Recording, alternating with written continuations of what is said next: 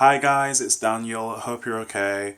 So, I recently heard from an ex of mine who I hadn't spoken to for about 2 years, and I was struggling with the idea that I didn't really want to talk to them anymore because when you've had the best part of 10 years with somebody, even if you're not necessarily in the best of terms, it can feel a bit of a struggle just to kind of just cut them off completely.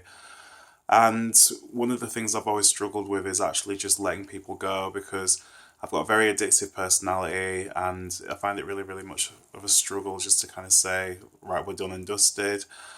Um, but I guess the reason why I'm making this video is because I just really want to talk about the importance of self worth and what it really means to actually find that sense of your own value, really, because when we fail to set boundaries in relationships, whether they're interpersonal relationships, whether they're friendships, it can be really easy for us to lose sight of a familiar goal that can actually work out for both parties, in question. So, for example, with this particular ex of mine, one of the issues that I had was that we didn't really tend to go out that much.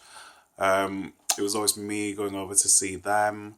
And one of the requests I'd made is that, would you be able to kind of come and visit me from time to time? And it's not something that they were able to do. So, on that basis, I just think, well, if no one is giving you something that you need in a relationship, then at some point you have to question whether you're actually in a relationship or a dictatorship.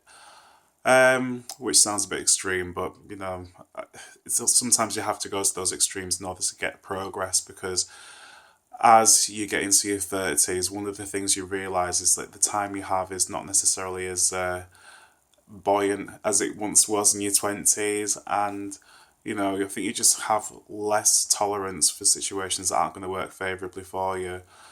But on the other side of the coin, it is tricky to kind of turn away from someone that you do care about, especially when you think there are feelings that could still be there.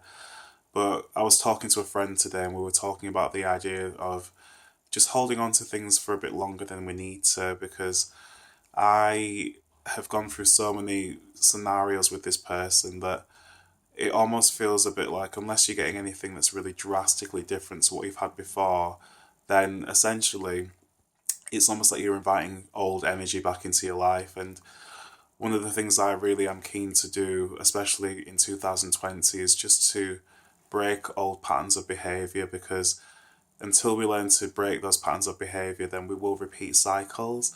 And that's something that's always happened to me. I've always found myself in similar scenarios, going through many, many different lessons.